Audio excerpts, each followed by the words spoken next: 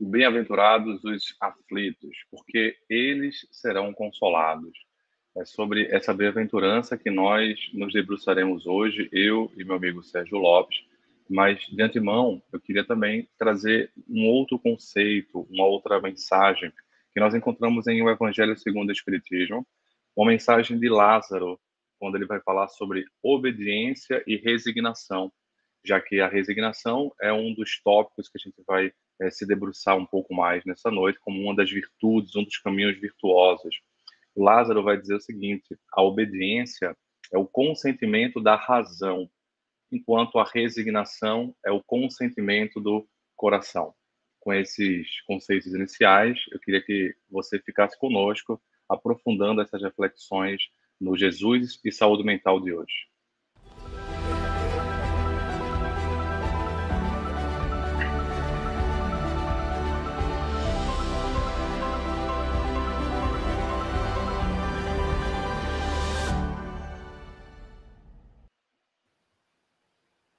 Muito boa noite, Sérgio. Seja mais uma Muito vez muito legal. bem-vindo ao nosso encontro, né? Das últimas terça-feiras, em geral, aqui no Jesus e Saúde Mental. A cada encontro, a gente tem aberto o livro O Código do Monte, em que o Sérgio Lopes se debruça sobre as virtudes do Sermão do Monte, tentando fazer interfaces com a psicologia, com a psicanálise, com a psiquiatria, e, obviamente, entre a doutrina espírita e essas visões. Hoje a gente vai se debruçar um pouco mais sobre bem-aventurados os aflitos, porque estes serão consolados. E eu queria passar, então, Sérgio, a palavra para você, agradecendo mais uma vez a tua presença aqui nesse encontro da TV da Mansão do Caminho. Meus amigos, meu grande amigo Leonardo, mais uma vez um prazer muito grande estar aqui nesse programa, junto contigo e com todos os participantes desse espaço. E dizer inicialmente que a doutrina espírita foi apresentada como o consolador prometido. Jesus, quando fala, ele traz esta colocação de um consolador. Já à sua época, ele colocou desta maneira, fazendo uma alusão de que as aflições estariam presentes. Porque consolação sempre nos remete à ideia de algo que precisa ser aliviado, de precisa ser encaminhado, de dores, sofrimentos, aflições. Bem-aventurados os aflitos, porque serão consolados. E ele promete o consolador. De que forma a doutrina espírita se credencia a ser o consolador? Que tipo de consolação que a doutrina espírita pode nos oferecer? Temos vários tipos de confortos, vários tipos de consolos, mas qual é a consolação que o espiritismo pode oferecer? Para que parte da gente o espiritismo fala? Para que parte da gente o consolador prometido teria que vir para aplacar essas aflições? Portanto, acho, Leonardo, que esse tema de hoje ele é muito importante para que a gente possa surfar sobre ele, né? E tirar entendimentos que sejam preciosos para todos nós. Pois é, a ideia de que a promessa da consolação já traz subjacente nela a constatação da aflição. A promessa da consolação já traz dentro dela a perspectiva de que na vida nós passaremos por tribulações, por dificuldades, por angústias. E é interessante que a gente possa pensar, quando a gente fala assim, tribulações, muitas vezes pensamos de coisas externas que acontecem na nossa vida. E a palavra aflição, ela traz uma conotação um pouco mais subjetiva, porque eu posso estar aflito, mesmo que não tenha acontecido nada tão grandioso externamente. Então, acho muito apropriada essa perspectiva de aflição, porque lembra um pouco da palavra angústia, né? Lembra um pouco da palavra ansiedade, por exemplo, ou seja, questões que são de foro íntimo. E é muito interessante também a gente pensar, por exemplo, Sérgio, não vos inquieteis com o dia de amanhã, né? Ou não ficais tão ansiosos com o dia de amanhã. A cada dia basta o seu mal. No Sermão do Monte, em determinado momento, não nas bem-aventuranças, Jesus também vai colocar essa perspectiva. E eu acho bem interessante porque ele sinaliza essa ideia de ficarmos não tão inquietos com o dia de amanhã, depois dessas bem-aventuranças. Eu fico pensando assim, o povo escutando, né, as bem-aventuranças, as dificuldades, né, a dificuldade de chegar nesse caminho virtuoso, a distância entre o que nós somos e o que nós queremos ser, e, portanto, a ansiedade que o povo ficou, ou que eventualmente nós também ficamos quando lemos uma mensagem como a doutrina espírita. Ficamos ansiosos por evolução, ansiosos para sermos aquilo tudo que a gente almeja, idealiza, né? E aí existe esse outro tipo de aflição, que é uma aflição que, de certa forma, tem um objetivo até muito nobre, mas, como a gente colocou aqui, às vezes coloca de cara essa meta, né? De cara como se fosse hoje. Então, acho interessante pensar a constatação da aflição, a constatação da angústia e a promessa que não vai ser uma vida tão tranquila assim, né? Não vai ser uma vida tão fácil assim. Ao contrário, se você quiser me seguir, que pegue a sua cruz e me siga, que assuma as próprias dificuldades, os próprios serviços, as próprias tarefas, né? Ninguém pode fazer a tarefa ou passar pelas angústias que você passa. O máximo a gente pode ter sirineus do caminho, né? E existem vários sirineus, e aí eu vou fazer uma pergunta para tu, Sérgio. O sirineu do caminho me parece muito aquela ideia de que, olha, a cruz é de Jesus, ele estava carregando. Mas isso não significa que o fato da cruz ser individual, da aflição ser individual, a gente não possa ter auxílios. E o sirineu, né, que acaba pegando um pouco emprestado a cruz de Jesus, para que ele pudesse reconfortar-se, né, recuperar o fôlego, digamos assim, simboliza um pouco dessas ajudas que nós precisamos ter humildade de aceitar, porque aceitar ajuda também envolve um pouco de uma perspectiva humilde de que eu não sou autossuficiente, de que eu não sou todo poderoso assim para resolver sozinho todas as questões da minha vida. Nessa perspectiva, assim, as doutrinas, né? Eu encontrei essa frase assim em Freud, essa perspectiva, né? Que as doutrinas, as teorias, elas tendem a ser narcisistas porque elas acham que conseguem explicar tudo. Então, eu fico tendo muito cuidado quando a gente pensa assim, um consolador prometido, para que nós, espíritas, não imaginemos que esse consolador prometido, que nós sabemos ou que acreditamos, que vemos na doutrina espírita, não seja interpretado como o único consolador, que existem outros sirineus, existem outras consolações no caminho. E o fato de o Espiritismo ser uma terceira revelação, ser uma consolação prometida, não deve, né, o colocar na perspectiva narcisista de se bastar em si mesmo. Eu queria passar para tu aí um pouco dessa reflexão. É interessante essa ideia, porque algumas premissas do assunto nos levam, às vezes, a algumas ideias pré-prontas, vamos dizer assim. Por exemplo, aflição, a gente sempre associa a algum acontecimento difícil. Mas, na época que nós vivemos, nós podemos identificar outros tipos de aflições, como, por exemplo, a aflição do vazio, a aflição de não ter. Nós vemos pessoas, muitas vezes, que têm excesso de situações confortáveis na sua vida, excesso de conforto, excesso de falta de dor, excesso de coisas, né?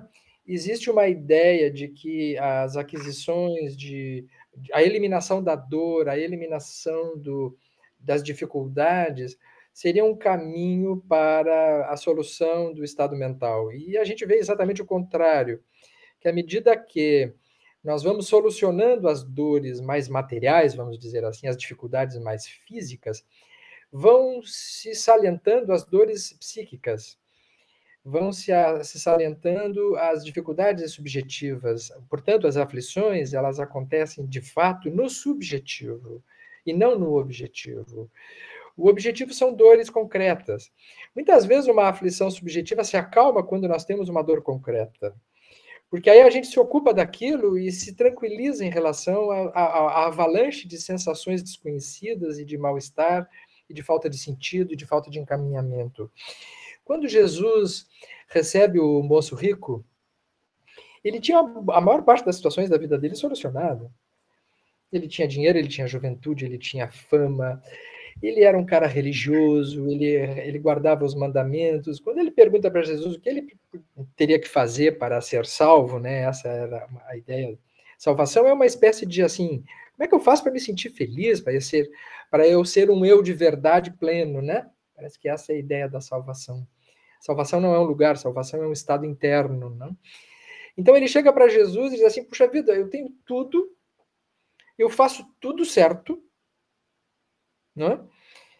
E eu não, o que eu preciso fazer para me salvar? E quando Jesus diz para ele: larga tudo isso, todas essas coisas que acalmam, todas essas coisas, na nossa linguagem hoje nós podíamos dizer assim, Del, todas essas coisas que fomentam o narcisismo patológico, né? Que faz a pessoa ser mais ela, que se preocupa mais com ela, que se sente importante pela visão que os outros têm dela, pela juventude, pela beleza, pelo dinheiro, pela saúde, pela fama, por esses fetiches todos que conspiram contra uma noção de mais equidade interna em relação aos outros também.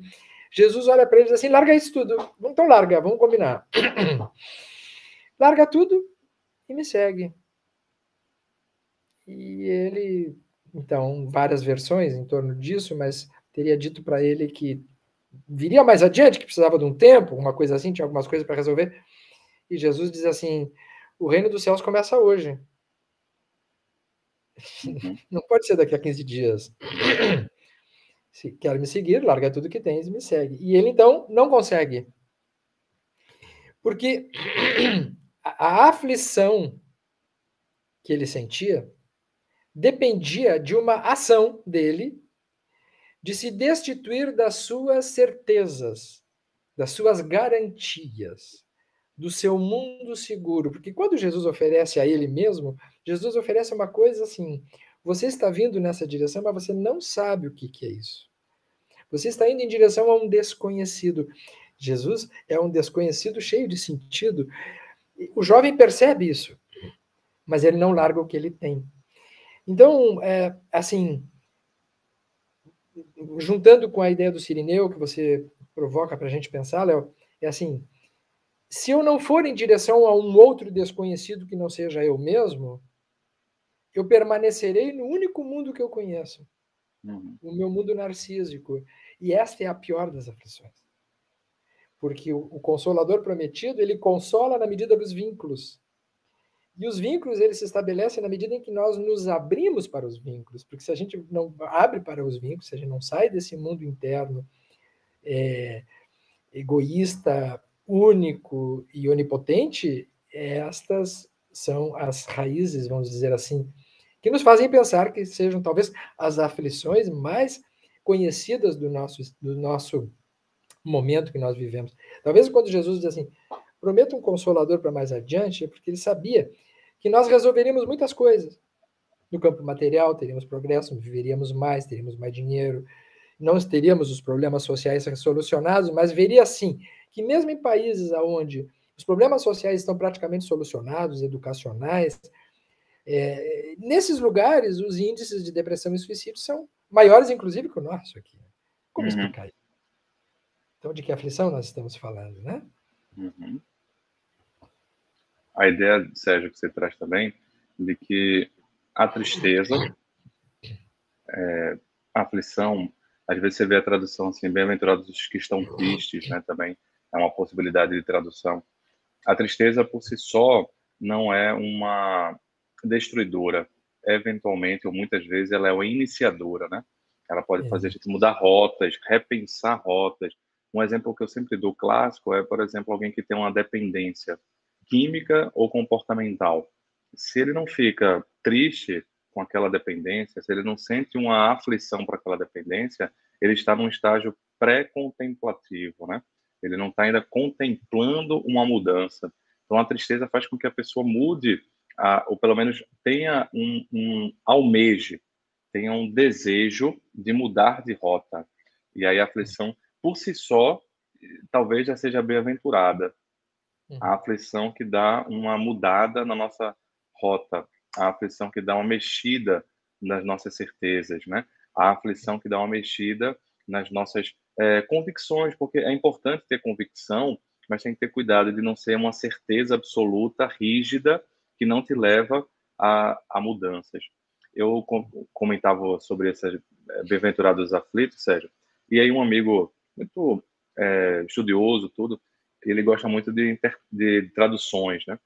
E aí ele falava assim, olha, mas a tradução correta é bem-aventurados os enlutados, porque Jesus estava falando lá sobre pessoas que tinham perdido parentes e tal. E aí eu falei para ele, olha, mesmo que seja a tradução corretíssima, bem-aventurados os enlutados, o luto é um processo que eventualmente nem se dá com a perda física do ente querido, porque o luto é um processo psíquico Uhum. e há situações, inclusive, mesmo de uma situação clínica de uma pessoa que perdeu o filho repentinamente num acidente de trânsito e todo mundo me ligou porque ela era a pessoa que era atendida e ela tinha um quadro muito grave, né, psiquiátrico bem grave, e todo mundo achou que ela ia descompensar o quadro psiquiátrico, sabe? Ou o quadro psiquiátrico ia descompensar dentro daquela dor. Então, a terapeuta, o esposo.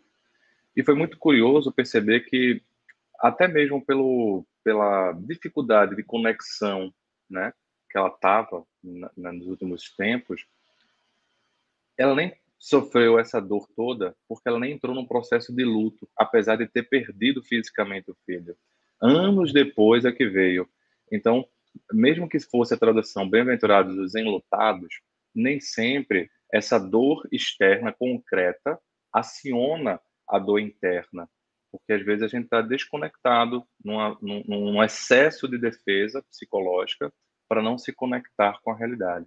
É, e às vezes acontece que Sérgio colocou, né? A dor concreta externa, às vezes até alivia. Na pandemia, acho que o Sérgio deve ter visto isso como psiquiatra, como psicoterapeuta. A gente imaginava também que quase todo mundo que a gente atendia ia dar uma piorada no início. E a gente viu, eu vi várias situações de pessoas com depressão bem grave, tranquilos, durante um bom Uhum. tempo. É como se Uhum. o caos externo até desse uma certa sensação de normalidade para o caos Exatamente. interno, né? Exatamente. Então, esses Exatamente. processos são complexos, né, Sérgio? Muito. Eu acho que a ideia da tristeza que você traz, Leonardo, ela é muito importante, porque a gente associa a tristeza a um mal que precisa ser eliminado, das pessoas. Mas a tristeza é um estado psíquico valioso quando ela é contida suficientemente de uma forma adequada que possa levar a algum tipo de transformação. Ninguém se transforma se não sentir tristeza. A tristeza é um estado maduro. A tristeza, ela é capaz de fazer a pessoa olhar para dentro. Enquanto não, a pessoa não se entristece, o mais comum é ela não se olhar. A tristeza obriga a pessoa a olhar para dentro e dizer assim: o que há comigo? Eu preciso de algo além de mim. A tristeza, ela é um grito para o vínculo, para novas opções além de si mesmo. Então, no desenvolvimento psicoemocional, nós temos assim que a etapa do que Melanie Klein chama de posição depressiva, ela passa exatamente por este estado de tristeza, que é quando o ser se dá conta ou começa a perceber, né, que ele tem uma condição de limites pessoais. Ele não é um Deus onipotente, ele precisa de algo além de si mesmo. Existe algo além de si mesmo. Esta condição é uma condição que, via de regra, ela é acionada pelos acontecimentos. Porque você diz, bem, assim, um fato externo, uma dor, ela não leva ao crescimento. Às vezes a gente diz assim, no nosso meio, equivocadamente, às vezes a gente ouve muitas pessoas dizendo da seguinte maneira: a dor gera evolução. Não, a dor não gera evolução. Uma aflição, um acontecimento que gera sofrimento, não leva à evolução. O que leva à evolução é o que a pessoa fará com isso na sua vida, a capacidade dela transformar isso num aprendizado. E quais são as virtudes irmãs que irão se desenvolver a partir desse acontecimento? Se a pessoa não tem esta capacidade, essa habilidade de transformar um fato de sofrimento, uma dor ou um sofrimento, agora estou usando como sinônimo, não são sinônimos, tá? Mas estou usando nesse momento como sinônimo, em um aprendizado pessoal, ela fica revoltada. É o que muitas vezes nós vemos com alguns povos, que quanto mais sofre, mais se vinga. E se cria uma sucessão de sofrimentos intermináveis. Né? Uhum. Então, esse ponto de transformação, por isso que parece que algumas virtudes se destacam neste capítulo. Por exemplo, eu elenquei a resignação. A Uhum. resignação é uma das virtudes. E tem algumas outras virtudes irmãs da resignação, como paciência, compaixão, né? Capacidade de suportar uma frustração, de conter internamente uma dor, não é? Uhum.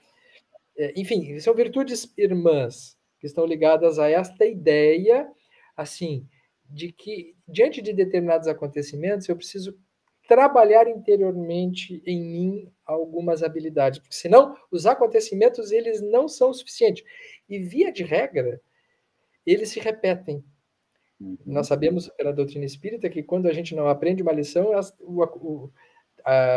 a vida lança uma nova ferramenta educativa, pedagógica, e muitas vezes nada muito agradável, para ver se acorda, né?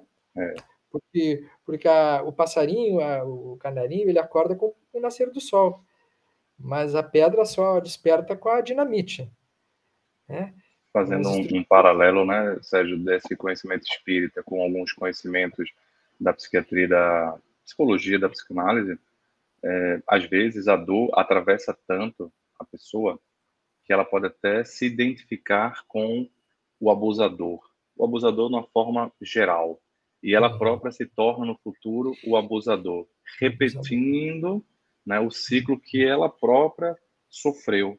E Uhum. isso seria um paralelo com o que você está dizendo, né? A repetição, a fixação num padrão que eventualmente a pessoa já vem tendo há um tempo, né? E ela acaba se fixando.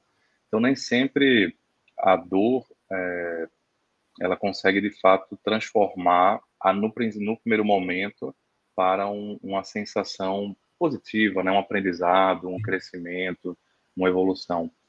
E aí a palavra resignação. Eu vou ler um trecho, Sérgio, Uhum. do Vamos teu lá. livro. Ó. Quem não se resigna está sempre sofrendo. Acho bem interessante essa frase.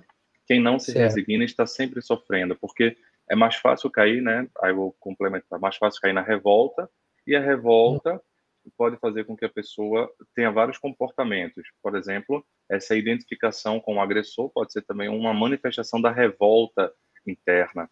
Esse movimento de vingança que você colocou, uma revolta interna, além mesmo da própria revolta ampliando a dor, né? A Uhum. resignação é a virtude que nos faz aceitar o que não pode ser mudado. O sofrimento aumenta muito quando queremos mudar o irremediável. Isso não significa acomodar-se, obviamente. É claro que há momentos nos quais resignar-se é mais uma fuga do que resignação mesmo, é uma falsa resignação, né? Não é disso que estamos falando. Acho que é interessante a gente poder começar, então, aprofundando um pouco a diferença. Veja, quando a gente fala resignação, ao mesmo tempo a gente lembra, é muito usado na palavra da psicologia, aceitação, né? Até Uhum. uma palavra muito mais usada na psicologia, na psiquiatria, Uhum. aceitação do que resignação. Porque aceitação me Verdade. parece que está embutido. Se eu fizesse um paralelo com a mensagem de Lázaro, trocando apenas as palavras, quando eu aceito, eu estou fazendo uma manobra racional, uma manobra cognitiva. Então, acho que faz interessante o Lázaro falar assim, obediência é o consentimento da razão. É a razão entendendo que eu preciso aceitar. E aí ele colocou a palavra obediência. Mas a gente poderia fazer talvez um paralelo entre aceitação e obediência. Mas ele faz um Sim. salto a mais. Ele coloca em resignação é o consentimento do coração, talvez trazendo que na resignação existe um salto de qualidade que não é só cognitivo, mas é emocional e por isso provavelmente nos proporciona um caminho evolutivo um caminho evolutivo, né, mais afirmativo, digamos assim. E a gente às vezes confunde essas duas coisas com acomodação. Acho que é um bom ponto para a gente poder aprofundar aqui. Você me fez lembrar, Léo, de um conhecido meu, alguns anos atrás, eu tive um aprendizado muito grande com ele, porque ele num assalto, ele era jovem, ele, para defender a namorada, ele se colocou na frente do assaltante, o assaltante deu um tiro, e a bala se alojou na coluna dele, e ele ficou paralítico, ele ficou paraplégico. Ele ficou paraplégico. Ele era médico, ele é médico. Né? E na época era estudante de medicina, estava se formando. E ele ficou paraplégico, né? Perdeu o movimento das pernas, perdeu a namorada também, né? Entrou numa profunda depressão.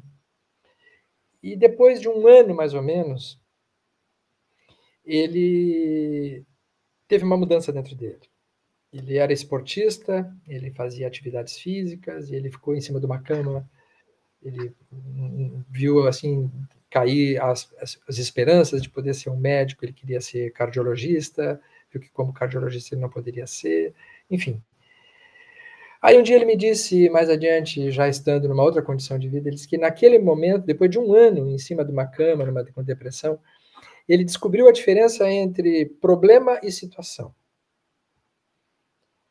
Que o sofrimento da nossa vida é quando a gente encara uma situação como um problema. Então, fulano, qual é a diferença? Ele disse assim, as pessoas dizem assim, mas que problema você tem? Aí ele se deu conta que ele não tinha um problema, ele tinha uma situação. Problema é quando nós temos uma dificuldade que tem uma solução. A gente tem um problema financeiro, a gente tem um problema afetivo, a gente tem um problema numa relação. Isso é problema, por quê? Porque está nas minhas mãos fazer alguma coisa com aquilo. Eu tenho como mudar aquilo, ou eu posso tentar mudar aquilo. Todas as vezes que eu tiver alguma coisa na minha vida que eu tenho como mudar de algum modo, eu tenho um problema. Mas se eu tiver algo na minha vida que não tem como mudar, é definitivo, nós não temos um problema. Nós temos uma situação. Isso vai ficar para sempre. Salvo alguns avanços da medicina, etc., que estão surgindo agora. Até isso surgir, isso é uma situação.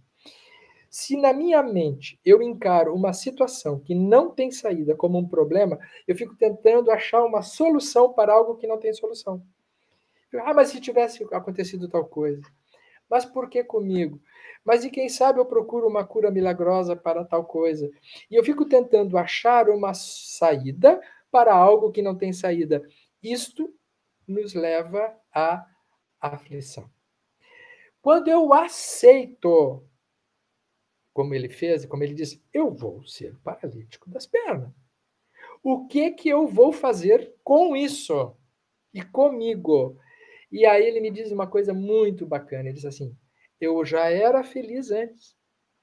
Eu era feliz. Então, eu não aceito não continuar sendo feliz.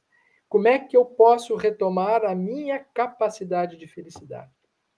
Então, ele escolhe uma área da medicina que é possível trabalhar sentado. Uhum. Ele começou com as atividades paraolímpicas, inclusive um atleta paralímpico, né, que ganhou medalhas para o Brasil. Ele se casou, ele tem filhos adotivos, e ele seguiu a vida dele. E ele disse assim, esta é uma condição na qual eu não me detenho para sofrer.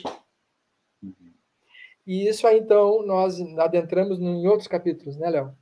A capacidade de resiliência, a capacidade de se resignar, porque resignar não é também assim, engolir uma dor, seguir sentindo e fazendo de conta que ela não existe. Uhum.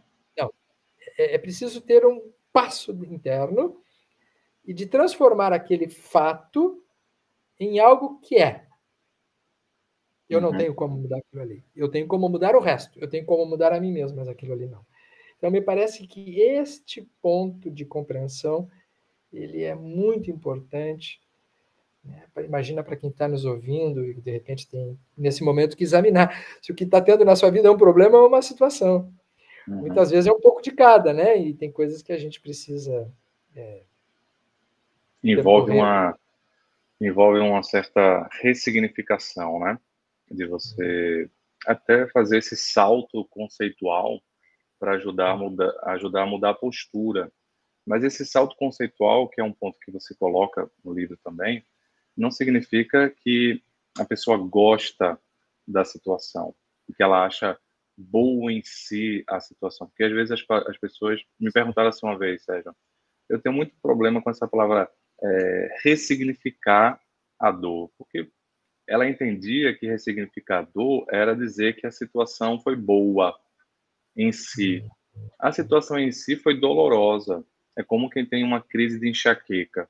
É muito doloroso. A enxaqueca em si não é boa. O que acontece da ressignificação é esses saltos, né, de conceito.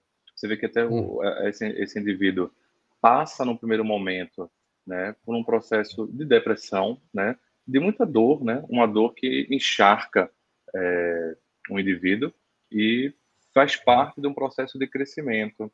A gente olha o final, né, ou seja, essa situação final, imagina que o indivíduo já chegou lá, sem se lembrar que teve um processo de caminhada. Até porque a gente aí entra no conceito de resiliência. A resiliência é um processo, resiliência é uma caminhada. Inclusive, ninguém é resiliente de cara, e ninguém é resiliente para tudo. Né? Se a gente pegar um conceito da mitologia, todo mundo tem um calcanhar de Aquiles, em que a dor pega mais forte, a gente consegue ressignificar uns pontos, consegue atravessar outros, mas tem outros que não. Isso faz parte da nossa complexidade humana, né?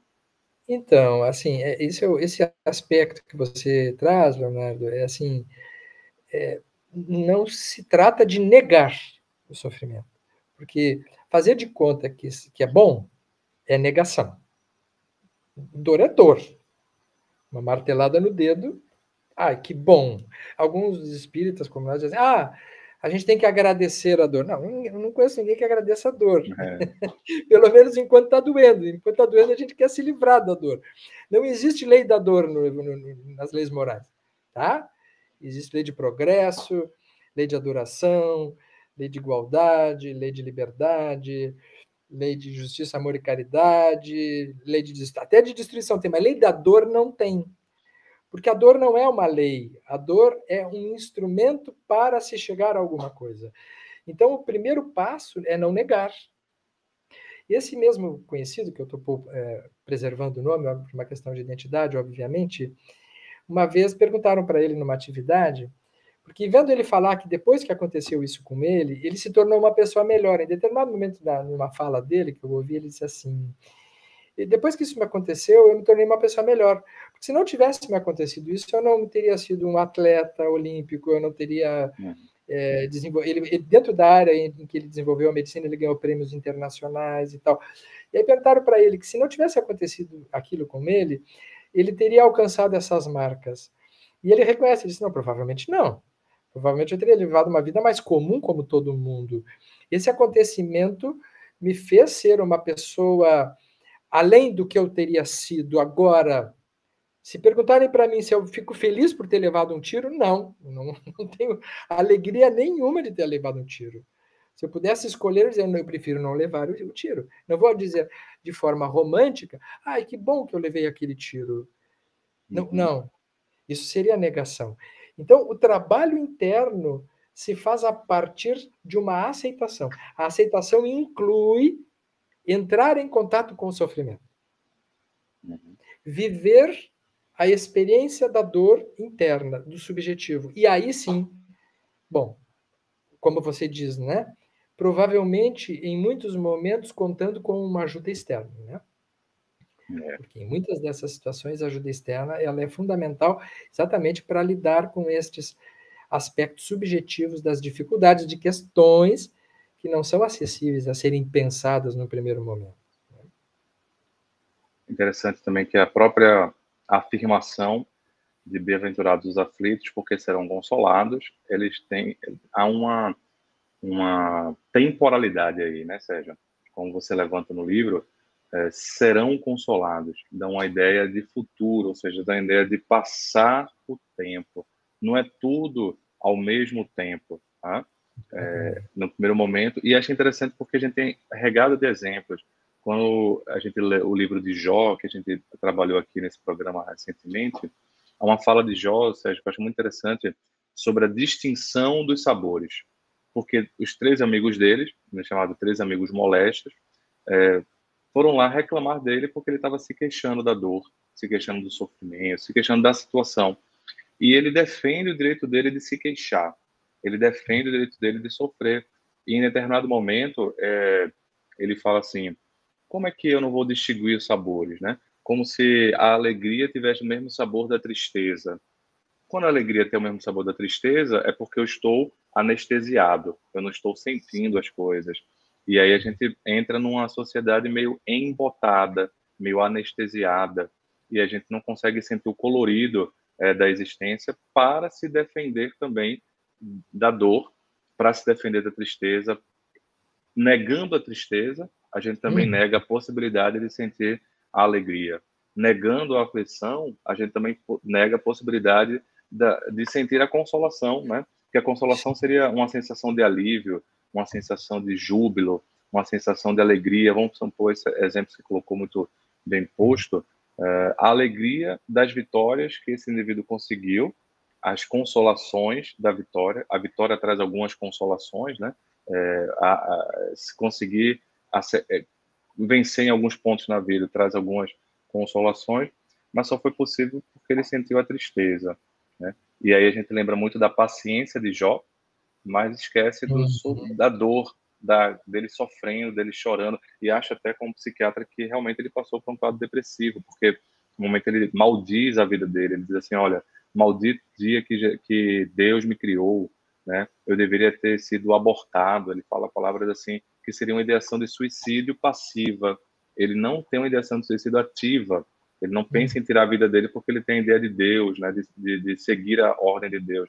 Mas ele tem a ideia passiva de que, poxa, por que eu existo? Então ele sofre, e só depois de muito sofrer, né, é que ele tenha, inclusive, a experiência mística, que é uma experiência que é como se fosse ele conversando com Deus, mas a gente pode pensar numa experiência mística, e o próprio sofrimento, digamos assim, habilitando, né, a fibra do coração dele perceber a Deus. E a frase do livro que eu acho fantástica, que termina muito, né, é um versículo quando ele fala humildemente, né? Assim como Paulo de Tarso, humildemente ali, depois de perceber Jesus, ele queda-se, e Jó fala: antes eu ouvia, né? Eu te escutava, agora eu te vejo. Ou seja, o sofrimento me habilitou a esse outro tipo de transcendência. E aí, veja, não é o masoquismo, porque se Jó tivesse Sim, assim, que coisa boa, né? Que sim, sofrimento sim, sim. bom, não. Ele reclama, ele inclusive reclama o direito dele de se queixar. Agora, ele não Certo. fica na revolta constante. Chega uma hora que ele tá bom. E aí, se tá bom, ele é quando ele outro mais jovem fala assim que o sofrimento seria inclusive um treinamento para o justo, digamos assim, até um teste para o justo, que a ideia é porque a pessoa justa sofre, né? Jó, em tese, não teria nenhum arcabouço, mas ele sofre também. Esse é uma pergunta: por que a pessoa justa que tenta fazer as coisas boas nesse momento, né, sofre? Então, é interessante a gente pensar nessa consolação, né, Sérgio, nesse tempo que virá, Uhum. a depender da Existe postura, né? uma ilusão no nosso ambiente cultural histórico, assim, de que as pessoas boas não deveriam sofrer, né? É assim, é quase uma premiação, a pessoa vira boazinha e aí não tem sofrimento. Tem muita gente que chega a dizer isso, assim: olha, depois que eu me tornei espírita, eu achei que as coisas iam ficar melhores aí, mas não melhorou muito, eu vou procurar uma outra religião que me alivie mais fácil, porque é sempre um dilema para a pessoa, via de regra para o ser humano, se revoltar quando as coisas não saem do jeito que ela gostaria. E via de regra, na revolta existe uma ofensa narcísica. A pessoa se acha tão especial que ela deveria ter um privilégio.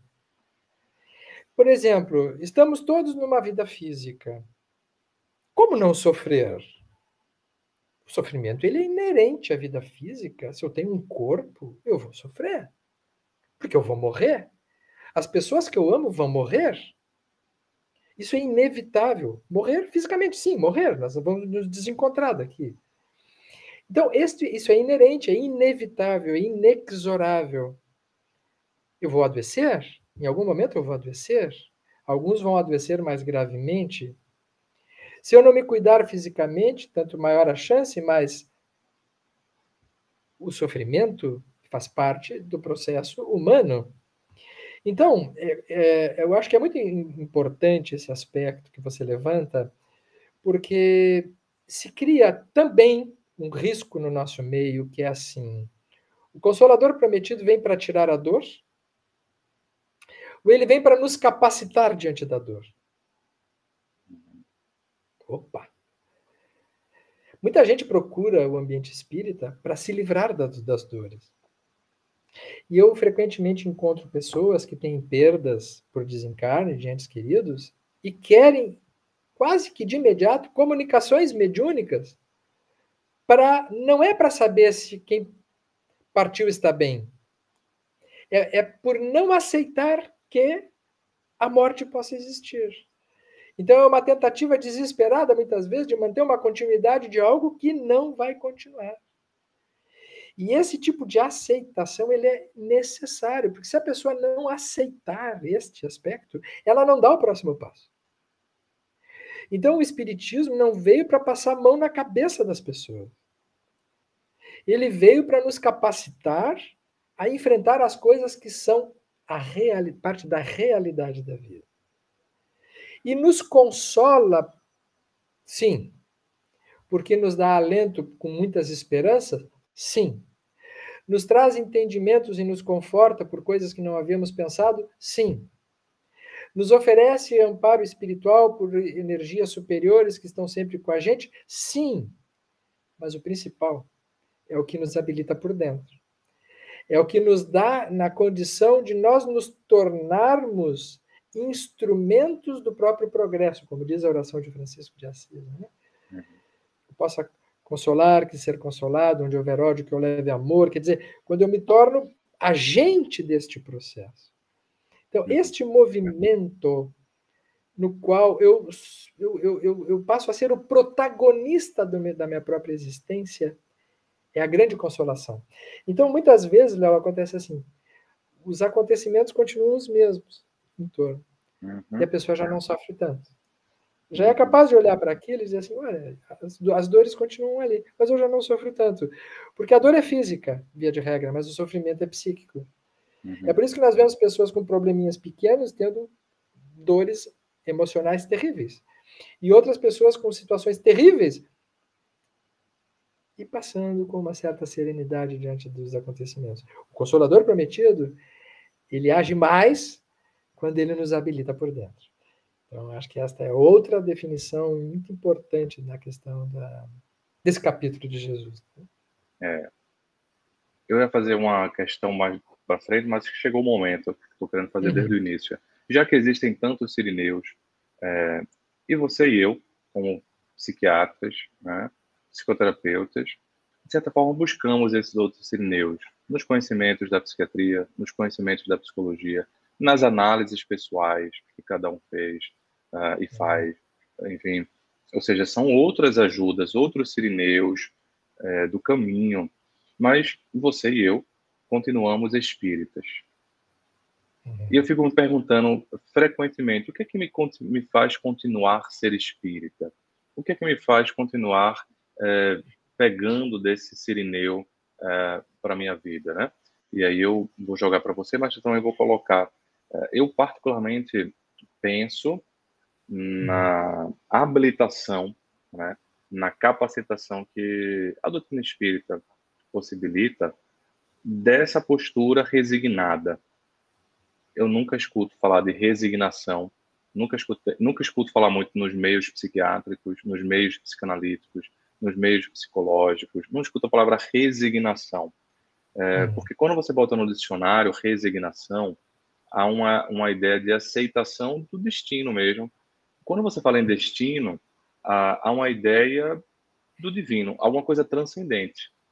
E, em via de regra, a maior parte das doutrinas aí da medicina, da psicologia, ainda são doutrinas materialistas, que não percebem essa questão espiritual na sua totalidade, na sua abrangência. Então, eu fico pensando que eu continuo reafirmando o benefício do espiritismo na minha vida, e continuo propagando alguma coisa porque eu vejo o benefício da fé, a fé que faz transcender, né? E aí fé, por mais que a doutrina espírita fala da fé raciocinada, ou seja, que faz com que você entenda as coisas, o espiritismo não deve propor e não propõe uma racionalização da fé, porque seria diminuir muito, né? Uma coisa só cognitiva. A fé tem esse quê de sentimental, de afetivo, de você sentir. Quando o Jó termina o livro, ele não dá nenhuma proposta nova do porquê do sofrimento. É uma proposta emocional. Ele sentiu a presença de Deus. E me parece que resignação nos leva a um salto qualitativo. Às vezes que eu consegui perceber na minha vida a presença da resignação, foi também, às vezes, que eu consegui perceber a presença de um sentimento chamado fé. E acho que esse é um ponto que a gente não pode deixar de lado, por mais que a gente se habilite em outros conhecimentos e faça diálogos, né? Mas se tu estás aqui, se eu estou aqui, é porque, de certa forma, a nossa própria presença é assim, olha, é bom para mim. Me deixa a tessitura do meu coração um pouco mais capacitada e habilitada, não para falar para o outro, mas para me consolar de uma forma mais profunda, que eu acredite, que não seja só um consolo de um alívio momentâneo, né? Alívios são importantes quando a pessoa busca lá uma comunicação espiritual, às vezes ela está buscando um alívio, é importante, mas a consolação é mais definitiva, é mais duradoura, né? Quando eu falo definitiva, no sentido de ser mais um pouco duradoura, não seja apenas um alívio imediato, como diz até um compositor que gosto muito aí do Rio Grande do Sul. Vou passar para tu. Por quê Sim. o Cirineu? Né? Por que o Cirineu do campo? Por que continuar com esse Cirineu espiritismo na tua vida, Sérgio? Continuar falando disso ainda. Olha, Léo, eu fiquei pensando, né? Eu te agradeço de você ter falado primeiro aí, porque eu acho que é uma pergunta de difícil resposta. E talvez não tenha uma única resposta, né? O que eu poderia te dizer, acho que na sequência do que você diz também, através da fé, é assim, a doutrina espírita me parece cada vez mais encantadora, porque ela é sempre nova. Ela não é uma doutrina que nasceu pronta e não é uma doutrina fechada. Eu hoje tenho no espiritismo uma doutrina que me dá mais chance de pensar coisas que eu não pensei, do que encontrar respostas definitivas. O espiritismo não é uma doutrina que eu preciso me basear em alguém para seguir sendo espírita. Ele não se assenta sobre uma pessoa, nem sobre um grupo. Se todas as pessoas que eu admiro nesse momento, espíritas, falhassem barbaramente, eu continuaria espírita. Porque ele não se assenta em um ser, ou em um saber, ou em uma crença, ou em um dogma, ou em alguma situação definitiva que eu possa tentar me segurar nela para me sustentar. Exatamente o oposto disso. É um estado aberto de indagações progressivas que me obrigam a olhar para dentro de mim e ver assim que tipo de espiritismo eu tenho para mim e não para os outros.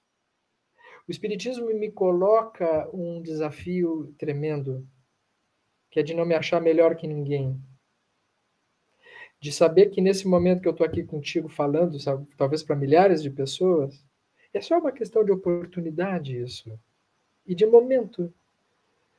porque não me credencia a ser melhor do que quem está me ouvindo. Muito antes, pelo contrário, talvez isso seja uma pretensão narcísica também, pensar que eu seja especial por isso. Não, com certeza não. Especiais são todas as pessoas que nasceram, tiveram oportunidade, que estão nesse mundo. E aí o Espiritismo me dá um outro desafio. Como é que eu consigo fazer aquilo que Jesus disse que eu tinha que fazer, que é amar esses inimigos? Ele disse que o Consolador iria me ajudar a ensinar a fazer isso. E isso é um desafio tremendo, porque eu não consigo amar os inimigos. Eu consigo, Uhum. no máximo, me aproximar da ideia de que eu tenho um trabalho interno para fazer para alcançar alguma coisa que eu ainda não tenho. E isso o Espiritismo me ajuda também, porque ele não me cobra isso, ele sabe, a doutrina espírita, que eu sou um ser em evolução.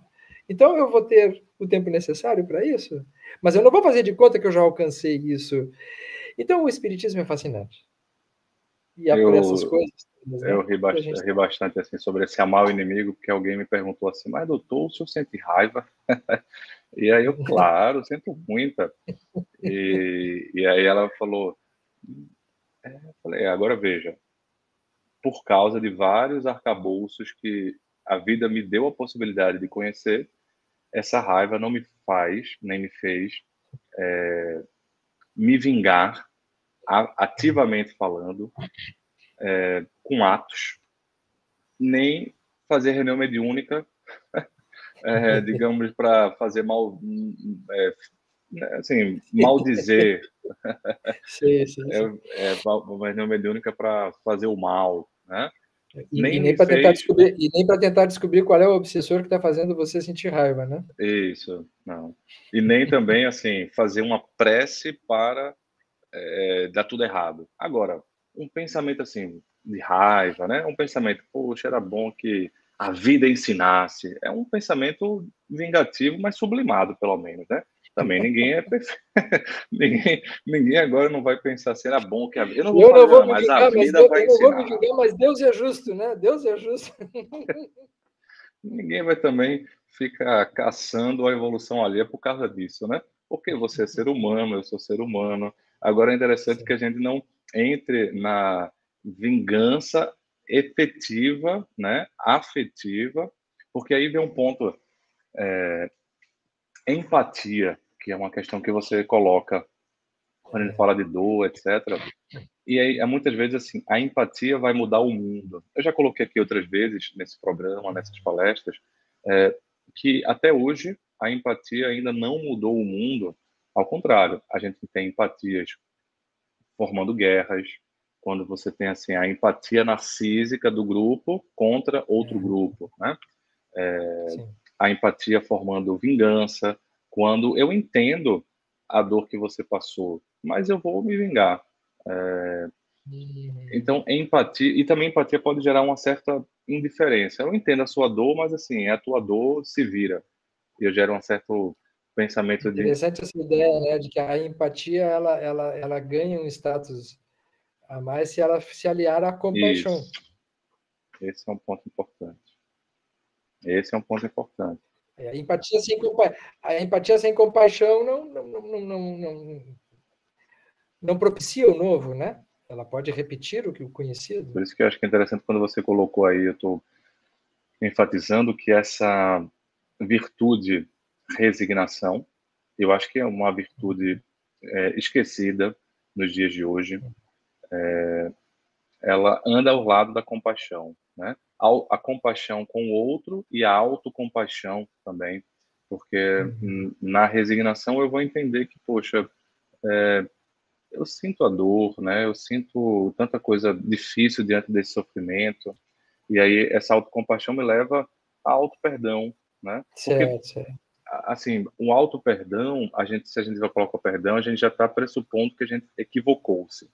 E, Uhum. eventualmente, uma raiva que você sente, não necessariamente você precisa de um auto-perdão, porque é apenas uma emoção que todo mundo vai sentir. A autocompaixão, né, não pressupõe um erro, né? Compaixão não pressupõe necessariamente um equívoco. Compaixão pressupõe um sofrimento.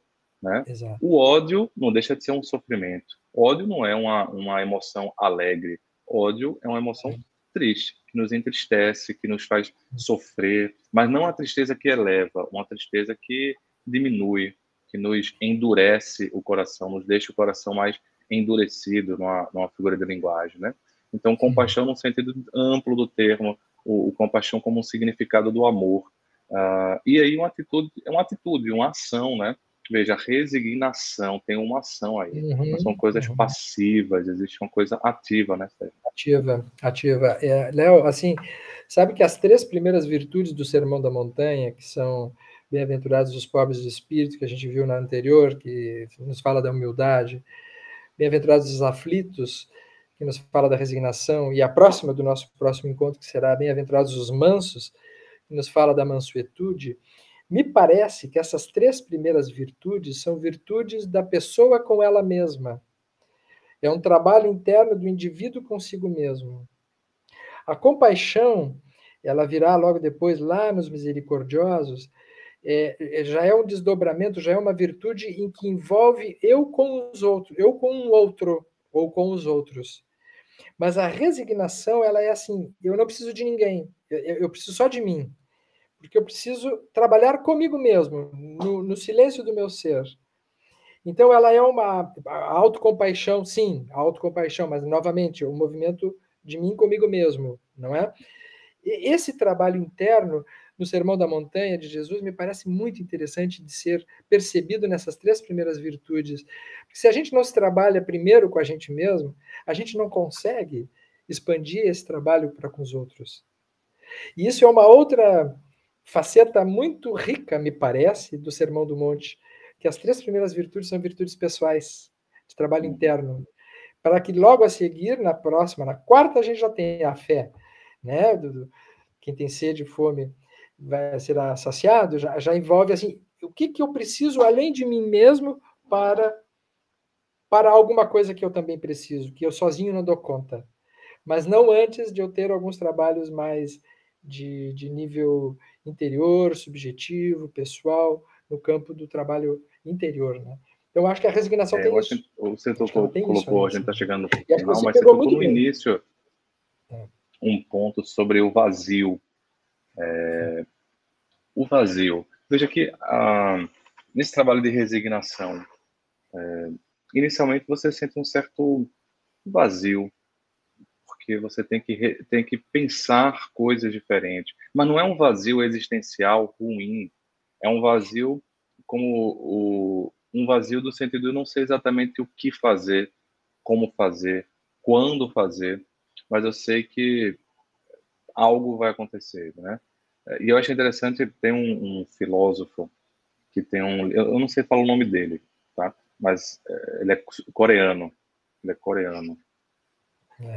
É difícil dizer o nome. Eu não sei falar o nome dele, mas ele tem um livro chamado Sociedade do Cansaço, que é mais famoso, mas tem uma Sociedade da Transparência. E ele vai falando assim que o excesso de assim, o excesso de informações não dá espaço para um vazio. E um vazio no sentido de quietude, um vazio no sentido de a gente não saber exatamente o que vai fazer, não saber exatamente sempre a meta que vai seguir, o caminho específico. A gente tem a meta geral, né? Por exemplo, eu quero me tornar uma pessoa melhor, beleza, uma meta geral. Mas eventualmente a gente não tem a sapiência de qual o próximo passo que a gente tem que dar. A gente fica com um certo vazio de direção naquele momento. E isso gera uma certa angústia. Então ele faz Certo. uma proposta do vazio como não algo algo ruim, mas o vazio como a não resposta imediata para que a gente Certo. possa lidar com a angústia, que a angústia traz essa sensação meio de Uhum. oco, né? Uhum. A tristeza às vezes, veja que tem pacientes que estão com depressão, né, Sérgio, e falam, eu estou me sentindo meio sem sentimentos, é o sentimento da falta de sentimento, é uma certa oco. Então, assim, numa perspectiva menor, que a gente está querendo colocar aqui, é que o vazio, a não resposta sempre, a dúvida, Sim. portanto, a dúvida abre um espaço para um vazio para que você tenha novas respostas. É um passo Sim. importante para mudança de rota. E aí eu queria a gente pode passar para a gente terminando esse nosso encontro Sim. com essa perspectiva, né? Esse vazio que você fala, é assim, me parece, Léo, se eu te entendi, assim, quando eu tenho uma situação que eu não tenho uma resposta, que os meus códigos todos falharam, as minhas crenças todas caíram, e a minha pretensa noção de que sabia sobre isso também cai, surge um vazio.